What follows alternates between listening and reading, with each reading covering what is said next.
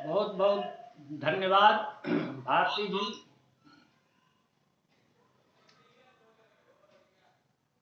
यहूदियों ने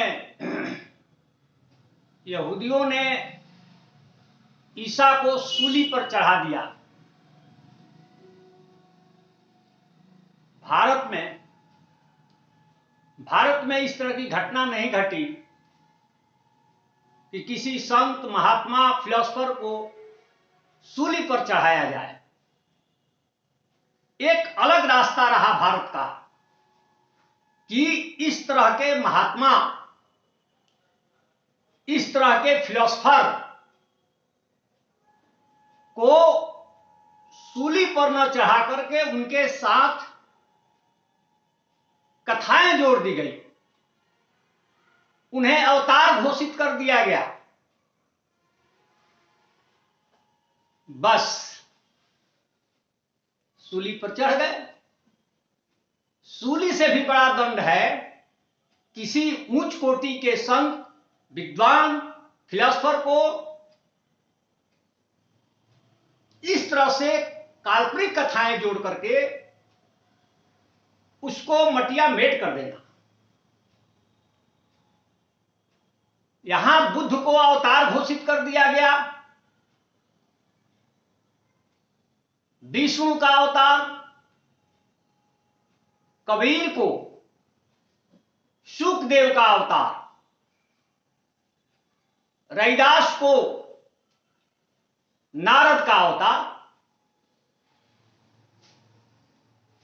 कीजिए, अवतारवाद का विरोध, आप ही को अवतार घोषित कर दिया गया, आपको सूली पर चढ़ा दिया गया।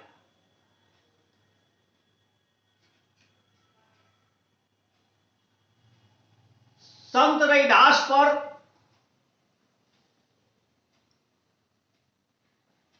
रामायण लिखी गई, संत रैदास पर पुराण लिखा गया। जिन धर्म ग्रंथों का संत रैदास ने विरोध किया,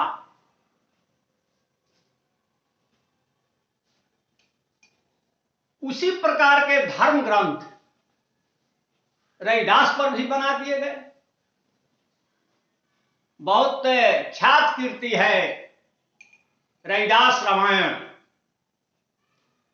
रैदास रामायण दोहा चौपाई में लिखी गई है, जो तुलसीदास की शैली है, उसी शैली में रैदास रामायण है। और रैदास जो पुराण है वह पुराणों की शैली में है।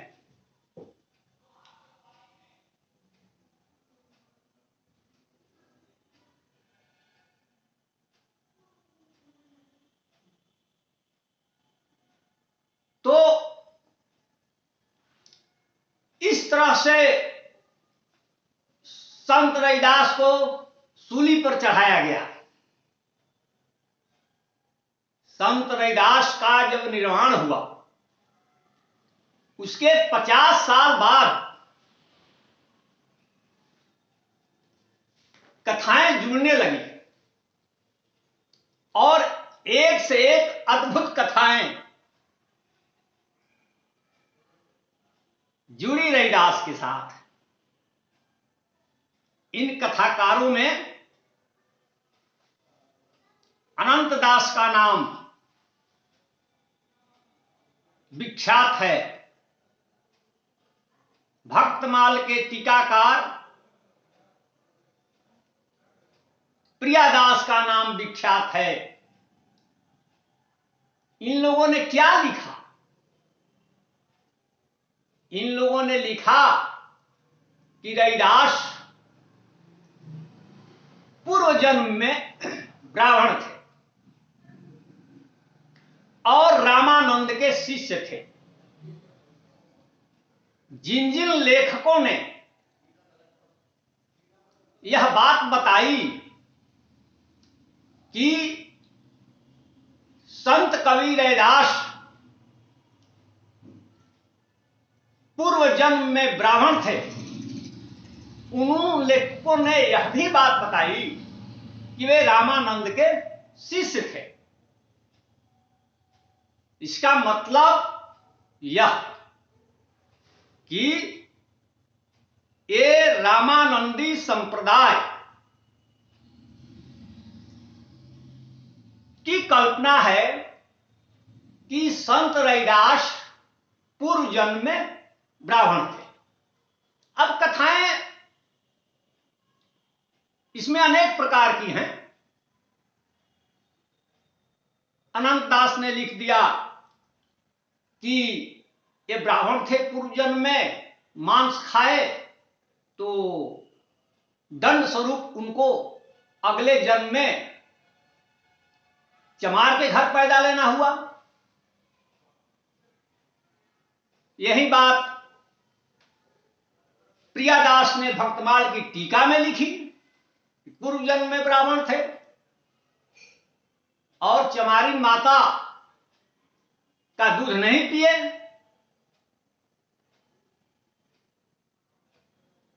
और जब रामानंद ने कान में मंत्र दे दिया रैदास के तो दूध पीने लगे। अरे भाई, मां मां है, इसमें मां छूत अछूत नहीं होती है कि वो अपनी अछूत मां का दूध ही नहीं पिए। एक दिन का बच्चा नकार दे, यह संभव है। और बीच में रामानंद आटपक पड़ते हैं हर बार। तो इस तरह की कथाएं जोड़ दी गई और रैदास को ईसा मसीह की तरह कथाओं के माध्यम से, अवतारवाद के माध्यम से सूली पर चढ़ा दिया।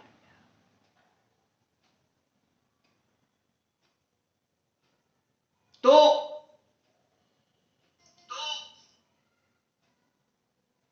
रैदास की चर्चा पुराणों में भी है। बहुत विख्यात 18 पुराणों में से एक विख्यात पुराण है भविष्य पुराण। भविष्य पुराण में संत रैदास की उत्पत्ति की कथा है। उसमें क्या है कि धरती पर राहु केतु शनि का जब प्रकोप बढ़ा तो सूरज देवता ने अपने 2 पुत्रों को धरती पर भेजा। यह भविष्य पुराण में लिखा है। पहले पुत्र थे सदना कसाई, जो कसाई के घर पैदा हुए, और सूरज देव के दूसरे पुत्र रैदास हुए, जो चमार के घर पैदा हुए।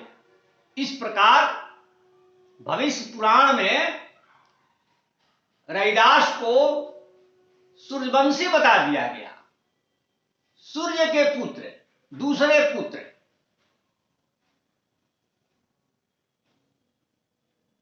तो उसमें रैदास के पिता का नाम मिलता है मानदास, और रैदास पुराण में उनकी मां का नाम मिलता है भगवती। चलिए, तो इस तरह की तो क्या ये सूर्य इस तरह की जी मैं चाहूंगी आपकी बात से एक प्रश्न उठा कि क्या सूर्यपुत्र कहे जाने के कारण उनका नाम रविदास पड़ा, या उनका वास्तविक क्या रैदास है या रविदास? नहीं, इस क्रम को हम क्या इस कथानक से जोड़ सकते हैं? सूर्य पुत्र होने के कारण सूर्य को पुत्र कहां से होगा? सूर्य तो भाई ग्रह है। यही ना मैं कह रहा हूं कि ये रैदास को सूली पर चढ़ाना है इन कथाओं के माध्यम से। सूर्य तो निर्जीव चीज है, वो पुत्र कैसे पैदा करेगा? हाँ, तो कथाएं बना दी गई कि रविवार के दिन संत रविदास का जन्म हुआ था, इसीलिए उनका नाम रविदास था। यह भी कथा है कि रविवार को, और वहां सूर्य से जोड़ दिया गया, तो जो रविदसिया सेक्ट है वो सूर्य पूजा करने लगा, हत्या हो गई रविदास के विचारों की। ये मैं कहना चाहता हूं। जैसा कि मैंने कहा कि संत रविदास वास्तव में श्रमण परंपरा के संत थे। श्रमण, हमारे यहां दो ही परंपरा है, एक वर्णाश्रमी साहित्य की परंपरा है और दूसरा है श्रमण साहित्य की परंपरा। बहुत स्पष्ट है कि वर्णाश्रमी जो साहित्य है वो वर्ण व्यवस्था पर, ईश्वर पर, परलोक पर, मंदिर पर, मूर्ति पर, अवतारवाद पर, छापा, तिलक, माला जाप पर वर्णाश्रमी साहित्य ज्यादा ध्यान देता है, वो उसी पर केंद्रित होता है। लेकिन रविदास का जो साहित्य है वह पूरी तरह से इसके विपरीत है, वर्णाश्रमी साहित्य के ठीक विरोधी है। इसलिए संत रविदास श्रमण साहित्य के वाहक हैं, इसमें कोई दो राय नहीं है। हमारे यहां जो हिंदी के आलोचक हैं, एक तो रविदास पर काम कम हुआ है और जो थोड़ा बहुत काम हुआ है उसमें लोगों ने रविदास पर उपनिषद का प्रभाव, वेद का प्रभाव, गीता का प्रभाव, इस तरह से लोग देखते रहे हैं, जो कि गलत है, क्योंकि इसके एंटी में रविदास का साहित्य है। इसलिए मैं कहता हूं कि वह श्रमण साहित्य के वाहक थे।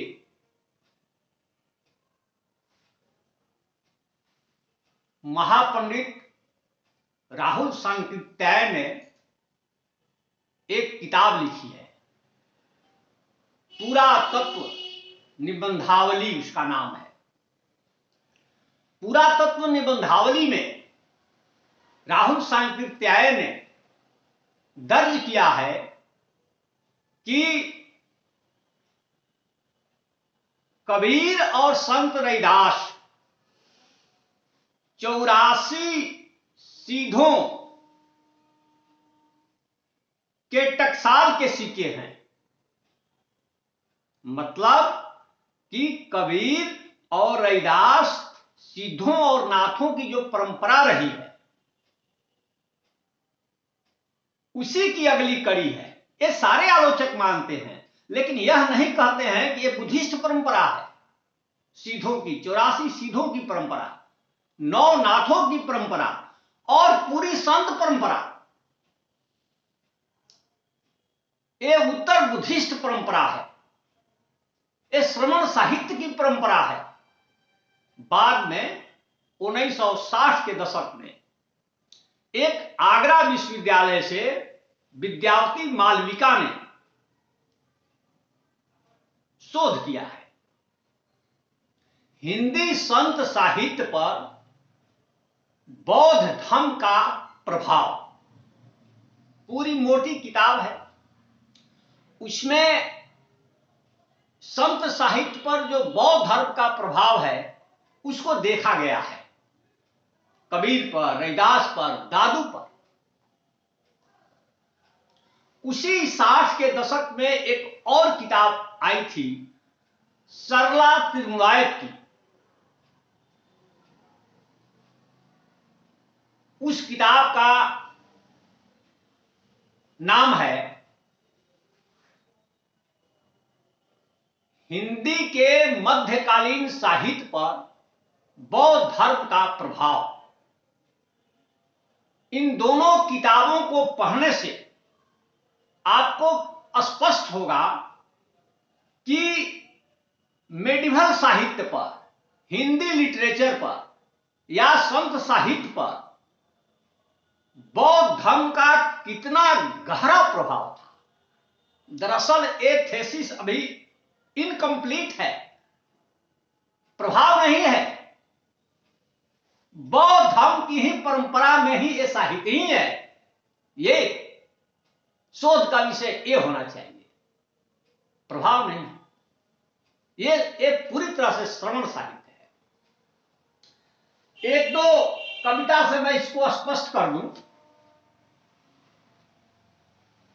रैदास ने, अब यहीं पर एक और बात मैं बता दूं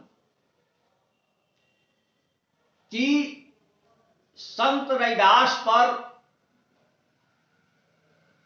जो शुरुआती टिप्पणी मिलती है वो यह है कि अग्रदास के शिष्य नाभादास ने भक्तमाल 1585 ईस्वी के आसपास लिखी हुई किताब है। उसमें 200 भक्तों का चरित्र चित्रण है।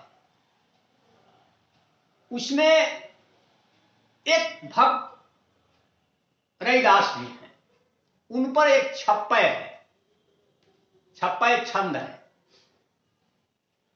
तो उस छप्पय को पढ़ने से स्पष्ट होगा कि उसमें रैदास की दो खासियत बताई गई है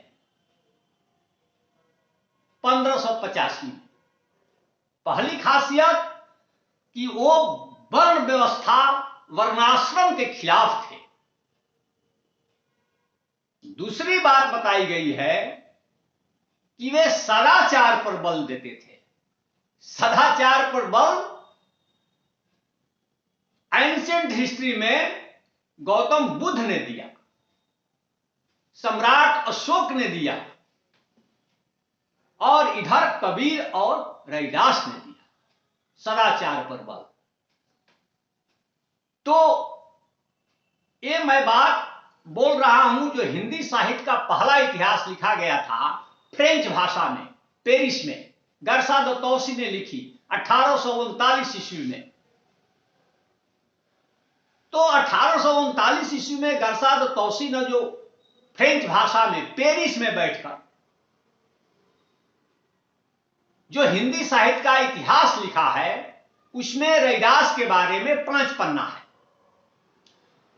फ्रेंच से उसका हिंदी में अनुवाद इलाहाबाद यूनिवर्सिटी में एक प्रोफेसर थे, उनका नाम था डॉक्टर लक्ष्मी सागर वार्ष्णेय।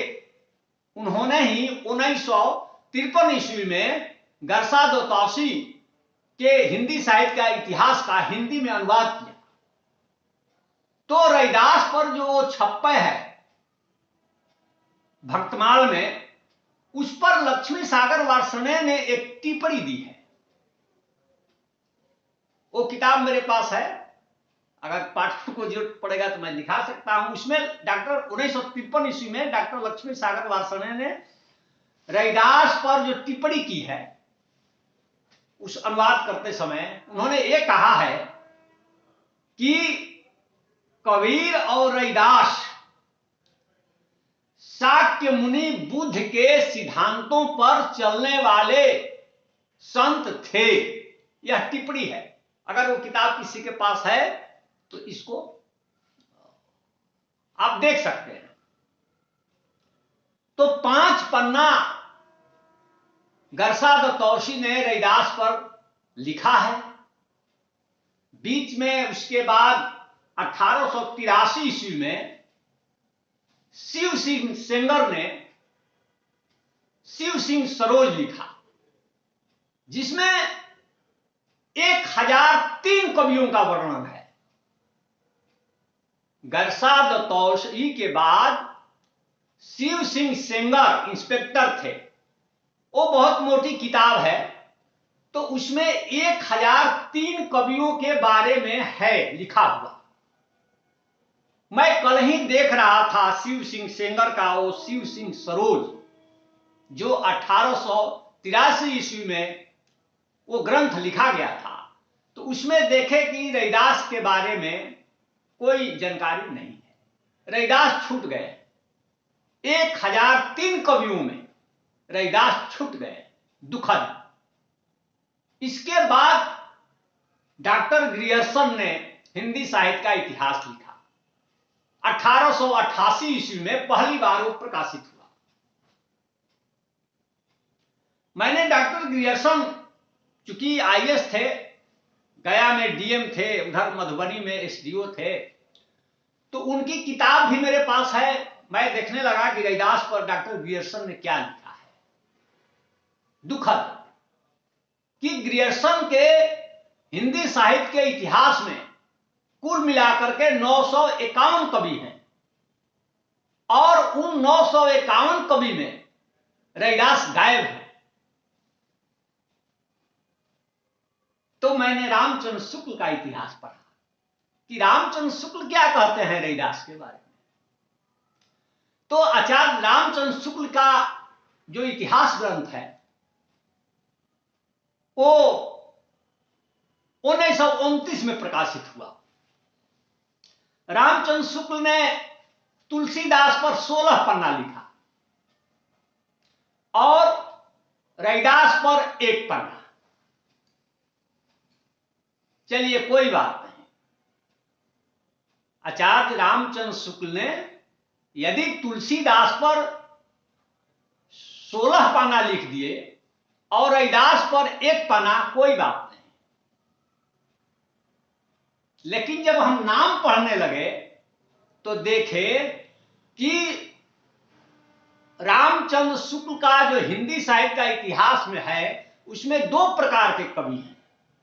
2 प्रकार के कवि हैं। एक प्रकार के कवि वे हैं जिसके नाम के साथ जी लगा हुआ है, और दूसरे प्रकार के कवि वे हैं जिनके नाम के साथ जी नहीं लगा है। आइए देखते हैं। तो देखे कि रामानंद जी, तुलसीदास जी, सूरदास जी लिखा हुआ है, पढ़ सकते हैं। मैं शुक्ल जी की आलोचना नहीं कर रहा हूं। हो सकता है कि शुक्ल जी को भी नहीं पता हो कि मैं ऐसा कर रहा हूं। लिखा शुक्ल जी ने, मोटे अक्षरों में लिखा है। रामानंद जी, तुलसीदास जी, सूरदास जी, और इधर जब गए उसके पहले तो देखे कि लिखा है रैदास, कबीर, दादू। लीजिए, इसमें से जी गायब है, उसमें जी है। तो ये अनजाने ही हो सकता है कि हुआ हो। इसी को रैदास ने बताया कि जाति है कि जाति नहीं। आजकल फेसबुक पर जो आप देख रहे हैं, धड़ल्ले से लिखा जा रहा है कि जाति है कि जाति नहीं। तो उसके प्रेरणा स्रोत कौन थे? रैदास थे। रैदास ने ही पहली बार लिखी है कि जाति है कि जाति नहीं। ये जाति जाति में जाति है,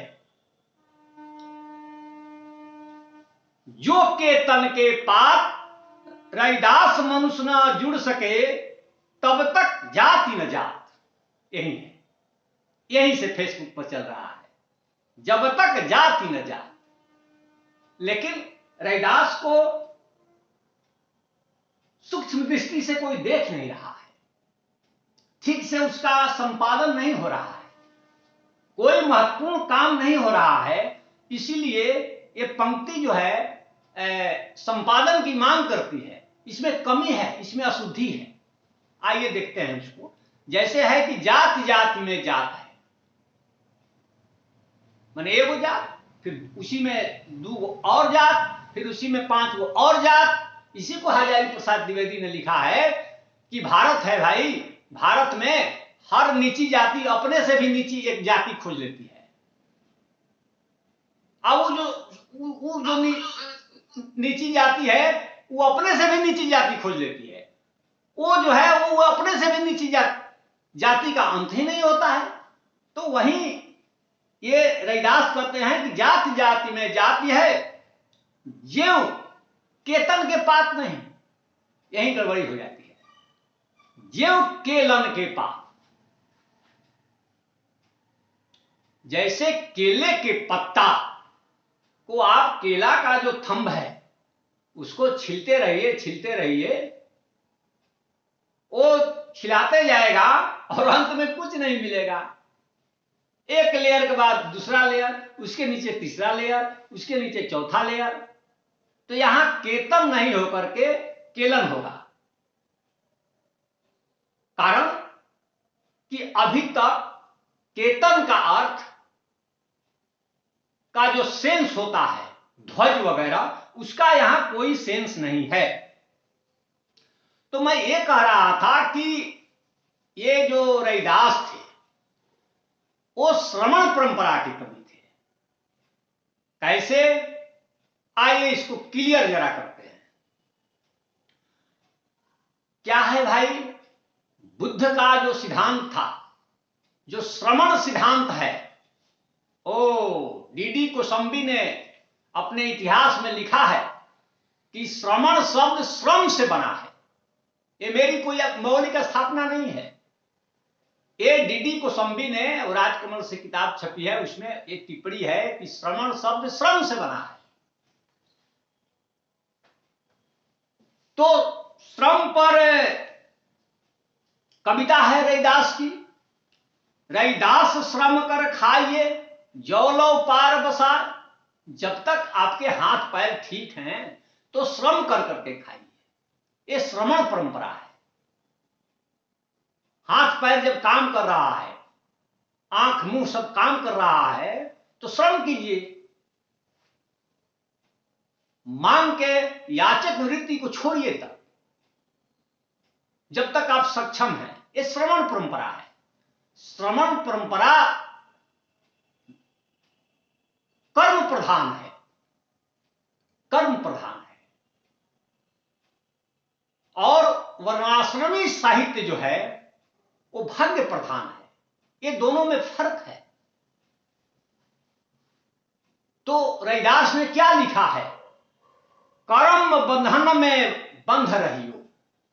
आप हमेशा कर्म के बंधन में बंधे रहिए, कर्म करते रहिए, और फल की न तजियो आश, और फल की आशा मत त्यागिए।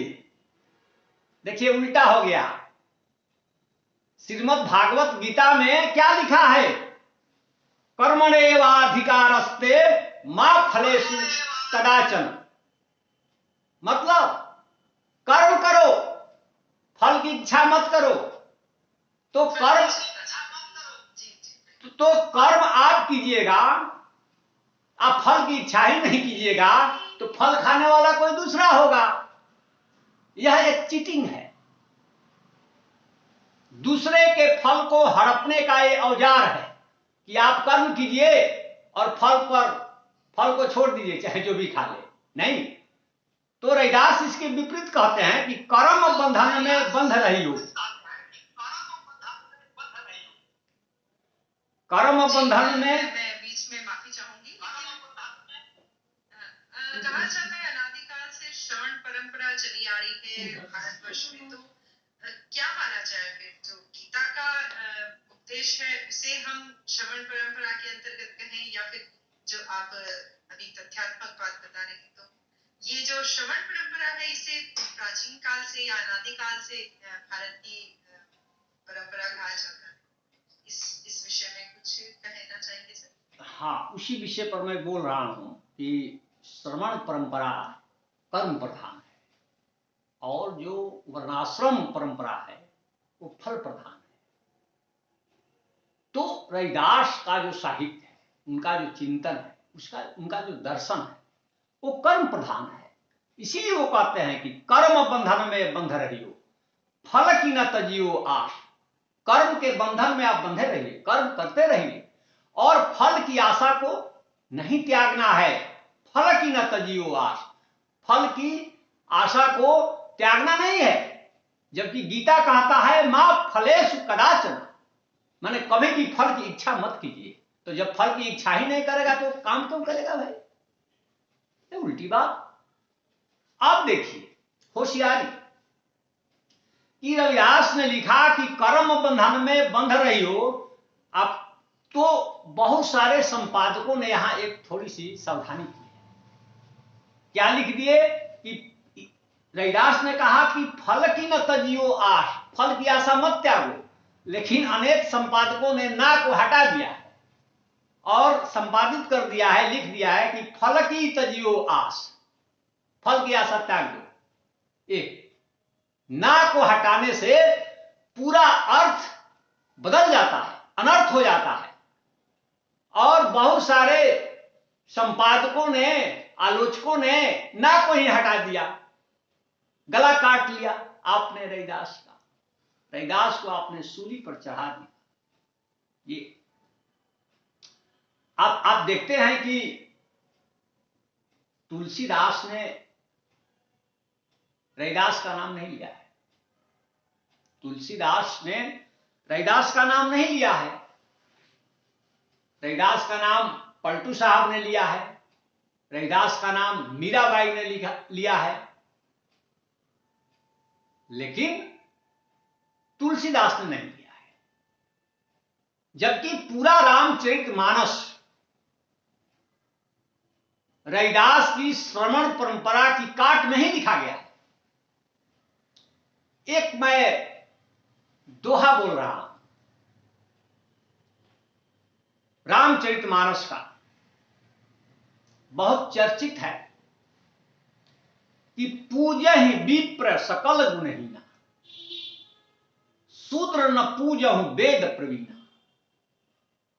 तो यह जो दोहा है यह रविदास को काउंटर कर रहा है। रविदास के उस दोहे का काउंटर कर रहा है कि रविदास बाभन मत पूजिए जो होवे गुणहीन, पूजिए चरण चंडाल के जो हो गुण प्रवीण। तो रविदास का यह जो दोहा है इसके उत्तर में, इसके काउंटर में ही तुलसीदास ने पूजहि विप्र सकल गुणहीना लिखा है। मतलब कि तुलसीदास रविदास से वाकिफ थे, लेकिन उन्होंने संज्ञान में नहीं लिया रविदास का, रविदास को संज्ञान में नहीं लिया, इसलिए कि रविदास हाईलाइटेड हो जाएंगे। वरना वो जो सिखों का गुरु ग्रंथ साहब है उसमें बड़े सम्मान के साथ रविदास के 40 से 41 शब्दों को रखा गया है। सबसे ज्यादा उसमें कबीर को रखा गया है, 200 से ज्यादा शब्द कबीर के हैं और फिर नामदेव की, और तीसरे पर रविदास हैं। लेकिन गुरु ग्रंथ साहब में तुलसीदास नहीं है, क्योंकि गुरु ग्रंथ साहब जो है वो श्रवण परंपरा का कलेक्शन है। तुलसीदास श्रवण परंपरा में नहीं है, इसीलिए तुलसीदास वहां नहीं है। अगर पारंपरिक आलोचना का हम शब्दावली को इस्तेमाल करें तो अगर आप संत कहते हैं कबीर रविदास को, उस अर्थ में तुलसीदास संत नहीं है। यही कारण है कि सिखों के जो पवित्र धर्म ग्रंथ है उसमें तुलसीदास गायब है, कबीर हैं, रविदास हैं, नामदेव हैं। तो अब मैं ये कह रहा हूं कि रविदास श्रवण परंपरा के वाहक कवि थे। दया जो है, पीति, करुणा, यह रविदास के साहित्य का केंद्रीय चरित्र है। एक उनकी कविता है कि दया धर्म जिन में नहीं, हृदय पाप को कीच। जिस मनुष्य के अंदर दया नहीं है, पीति, तो गौतम बुद्ध के उपदेशों का जो केंद्रीय चरित्र है वो दया ही है, करुणा ही है। करुणा अगर आप में आ गई तो सब कुछ आपने प्राप्त कर लिया, आप मानव हो जाइएगा, पूर्ण मानव हो जाइएगा। यही कारण है कि जो बुद्ध का धम्म है, धम्म, इसका जो ग्रीक में अनुवाद कराया है सम्राट अशोक ने, आज से 2200 साल पहले, 2200 से ज्यादा हो गया। तो उन्होंने, सम्राट अशोक ने जो धम्म का जो अनुवाद कराया है, बुद्ध के धम्म का, वो यूसेबिया कराया है, यूसेबिया ग्रीक में। और ग्रीक में यूसेबिया का मतलब होता है पीति, करुणा, दया। धम्म का असली अर्थ यही है। इसीलिए संत रविदास ने दया धर्म जिन में नहीं, हृदय पाप को कीच, ये कहते हैं।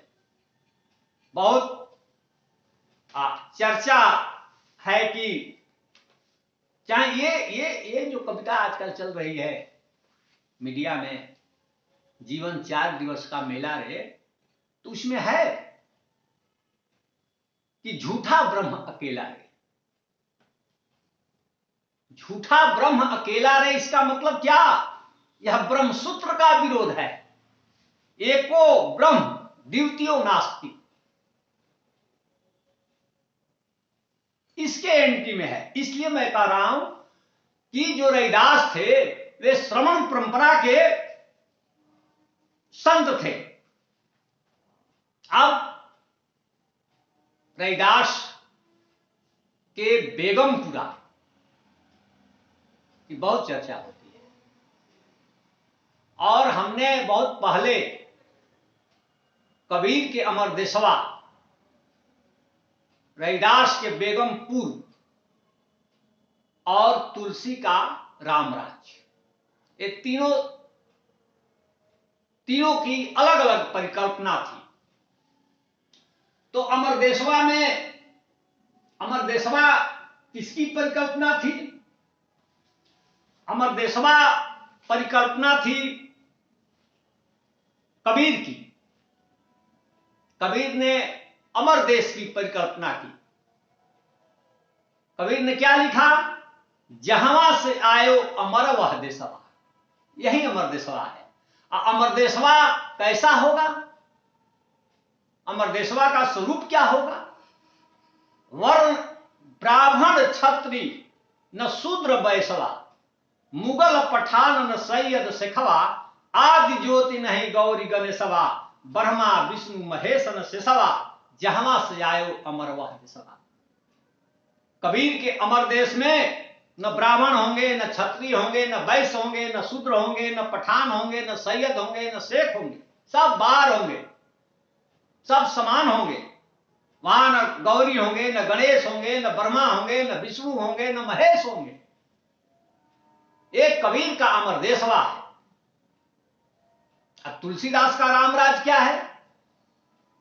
तुलसीदास का रामराज है कि वर्णाश्रम निज निज धर्म, निरत वेद पथ लोग, चलहि सदा पावहि सुखहि, नहीं भय शोक न रोग। तुलसी के राम राज में वन व्यवस्था होगी, वेद कानून होंगे, वेद के हिसाब से लोग चलेंगे। तो आप देख लीजिए कि जो वर्णाश्रम साहित्य है और जो श्रमण साहित्य है, दोनों में कितना फासला है, आकाश और पताल का। और जिस चीज का रैदास ने विरोध किया, जिस वर्णाश्रम का, आप उसी परंपरा में उन्हें क्यों रखते हैं?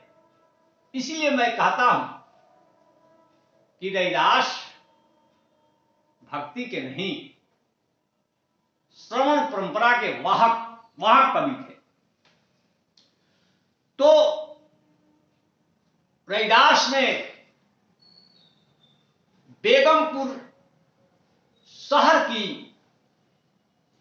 परिकल्पना की थी। इस पर गेल ओमवेट की पूरी किताब है।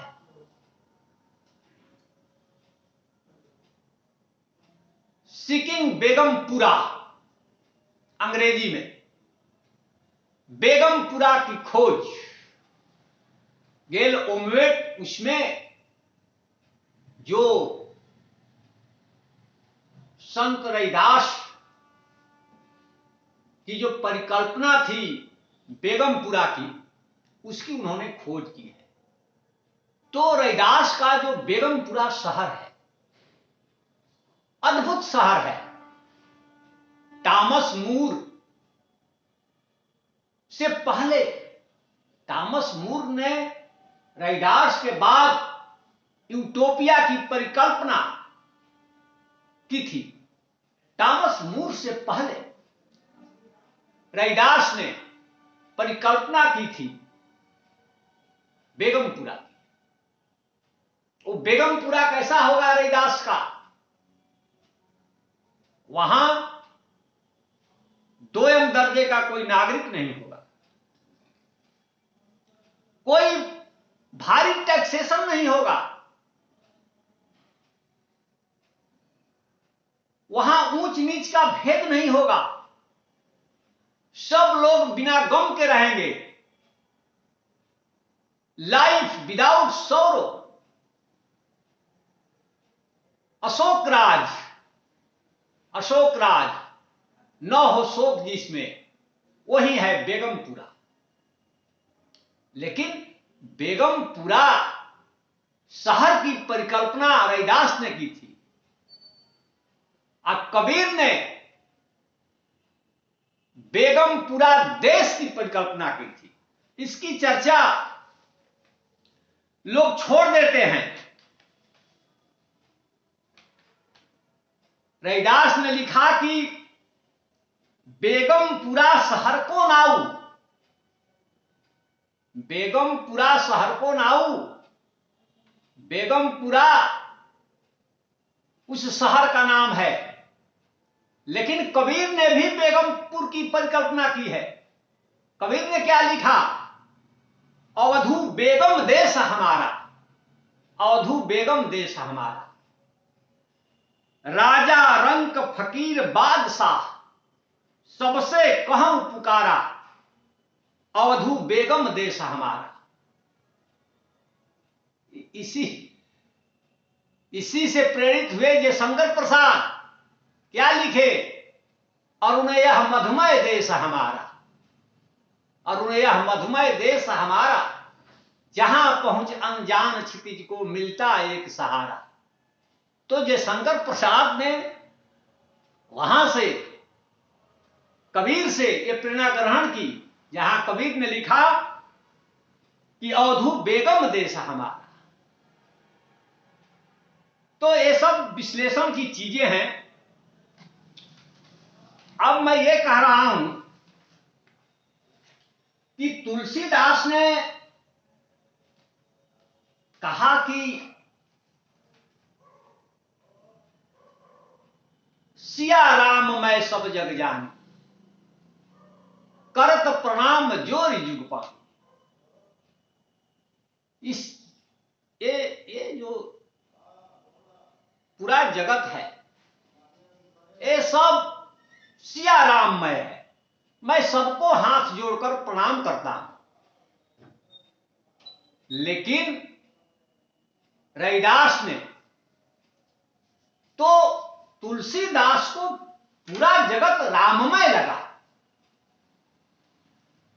लेकिन संत रैदास को पूरा जगत राममय नहीं लगा, चाममय लगा। लिखे कि पूरा जगत चाममय है, यहां भी चाम वहां भी चाम। उनकी एक कविता है, चाम कहां थी चाम का राजा, चाम के ऊंट पर चाम का बाजा। राजा जिस हाथी पर बैठा है वो हाथी भी चाम का, और जो राजा बैठा है वो भी राजा चाम का, और चाम के ऊंट पर चाम का बाजा।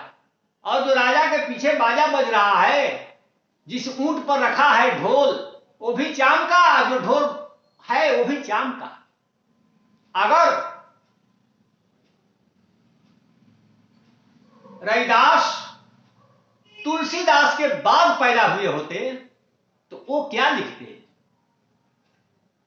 जैसे तुलसीदास ने लिखा कि सिया राम मैं सब जग जानी, करत प्रणाम जोरि जुग पानी, तो इसको पलट देते रैदास और लिखते कि चाम चाम मैं सब जग जानी, करत प्रणाम जोरि जुग पानी। बड़ा गौरव था, चर्मकार होने का भी रैदास को गर्व था, इसीलिए हर जगह लिखते हैं खलास चमारा, मैं खलास चमार हूं। सीधी बात। कबीर और रैदास हर जगह यह लिखते हैं कि मैं चमार हूं, मैं जुलाहा हूं। लेकिन तुलसीदास कहीं भी नहीं बताते हैं कि मैं किस जाति का। जिसने जाति बताई कबीर और रैदास ने, उसने जाति प्रथा का विरोध किया, जात पात का विरोध किया। लेकिन जिसने नहीं जाति बताई वही सबसे अधिक जात पात किया। ये उल्टा हो गया। जिन धर्म ग्रंथों ने रैदास और कबीर को अछूत घोषित किया, उन्हीं धर्म ग्रंथों को ही कबीर और रैदास ने अछूत घोषित कर दिया। उल्टा हो गया, उलट दिए कि जिन धर्म ग्रंथों के बलबूते हम अछूत हैं, जाओ मैं तुझे ही अछूत घोषित करता हूं। और बताया कि वेद झूठा है, पुराण झूठा है। यह मादा कबीर और रैदास में थी। आज देश आजाद है, भारत में संविधान लागू है, कानून का राज है, फिर भी जुबान पर ताला लगा हुआ है। आप सोच सकते हैं वो सल्तनत काल का पीरियड और काशी में भरे चौराहे पर सरेआम इस तरह की बात करना कितनी ताकत की चीज रही होगी। उनकी पंक्ति को बोलने में आज भी लोग थरथरा जाते हैं।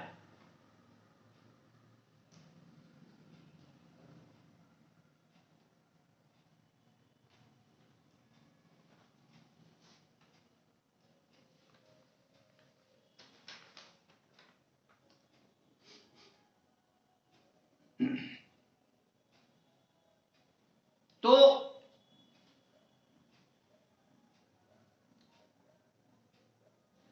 जी, ये क्या यही खूबियां थी कि कबीर जी ने उन्हें संतों में संत कहा था रविदास जी को? क्योंकि उनके विचार जितने खूबसूरती से आपने यहाँ पर रखे, किसी इतिहास की किताब में हमने शायद आज तक नहीं पढ़े। बहुत खूबसूरती से आपने इसे रखा। और कहा भी है रविदास जी ने, तो जो आप बात कह रहे हैं कि ईश्वर ने मनुष्य को बनाया है, मनुष्य ने ईश्वर को नहीं बनाया। तो बहुत खूबसूरत। पर सर, क्या कबीर रैदास जी के जो दोहे बाद में डाले गए, तो ऐसा भी कुछ है कि उनके नाम पर जो दोहे बाद में कहे गए, इस पर आप कुछ कहना चाहेंगे? समय चूंकि कम है, बहुत सारे जाली दोहे कबीर पर बनाए गए, रैदास पर बनाए।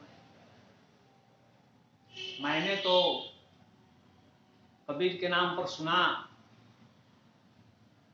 कि खैनी को थुकनी को खैनी कहे, दूध को कहे खोया।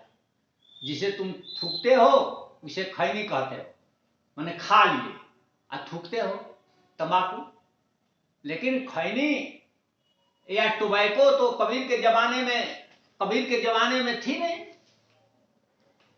फिर कबीर के दोहे में इस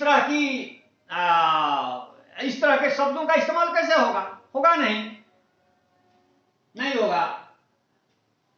तो मैं एक आध बात और कह करके अपनी बात मैं समाप्त करना चाहूंगा, क्योंकि समय अब नहीं है।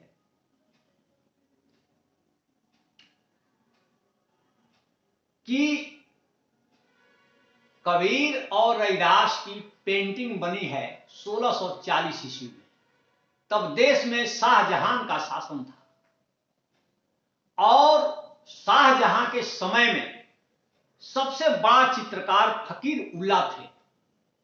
दारा शिकोह ने आग्रह किया, इतने चर्चित थे कबीर और रैदास भारत में, आप सोच सकते हैं, इतने चर्चित। मैं तो देखता हूं कि जिस रैदास को हम लोग उत्तर प्रदेश, बिहार और मध्य प्रदेश में रैदास बोलते हैं, उसको बंगला में रुईदास बोलते हैं, महाराष्ट्र और गुजरात में रोहिदास बोलते हैं, पंजाब में रविदास बोलते हैं। मेडिवल एज में ऐसा कोई भी साहित्यकार नहीं है जिसका विभिन्न प्रांतों में इस तरह से नामों का रूपांतरण हुआ हो। आप तो क्रिटिसिज्म में पढ़ाते हैं कि सूर्यकांत त्रिपाठी निराला ने खुद ही रैदास पर कविता लिखी है। सूर्यकांत त्रिपाठी निराला की जो सरोज स्मृति है, उसको माना जाता है कि हिंदी साहित्य का पहला शोक गीत है। लेकिन हिंदी का पहला शोक गीत निराला का सरोज स्मृति नहीं, हिंदी साहित्य का पहला शोक गीत रैदास ने लिखा। कब? जब कबीर की लाश उनके सामने पड़ी हुई थी, उस समय देख करके कबीर के शव को रैदास बहुत रोए थे, और रैदास ने तब कविता लिखी थी। ये डॉक्टर राम कुमार वर्मा का जो हिंदी साहित्य का आलोचनात्मक इतिहास है, उसमें वो कविता आपको मिल जाएगी। ये बेल्वेडियर प्रेस प्रयाग से, और रैदास जी की जो वाणी है उसमें यह कविता है कि निर्गुण का गुण देखो आई, देही सहित कबीर सिधाई। देह सहित कबीर विदा हो रहे हैं दुनिया से। ये शोक गीत है जिसे रैदास ने लिखा है। तो मैं कह रहा था कि पेंटिंग जो है वो दिल्ली में ही है जहां आप हैं। नेशनल म्यूजियम में जाकर देखिए, 1640 की बनी हुई संयुक्त पेंटिंग कि अपनी झोपड़ी के बाहर कबीर बैठे हैं और बुनाई का काम कर रहे हैं, और बगल में रैदास हैं जो चटाई पर बैठे हैं। दोनों लोगों के सिर पर पगड़ी है। ये 1640 की बात है। उस पेंटिंग को देखा जा सकता है। उतना प्राचीन पेंटिंग दूसरे कवि का हम लोग को नहीं मिलता है। मेडिवल एज में इतनी शोहरत थी कि दारा शिकोह जैसे राजकुमार ने फकीर उल्ला से कह करके कबीर और रैदास की संयुक्त पेंटिंग बनाई थी। दूसरी पेंटिंग 1825 ईस्वी में भी बनी कबीर और रैदास की। पीपा की भी बनी कबीर और रैदास के साथ, 19वीं सदी में पेंटिंग बनी। ये बड़े बेमिसाल और शोहरत के कवि थे कबीर और रैदास।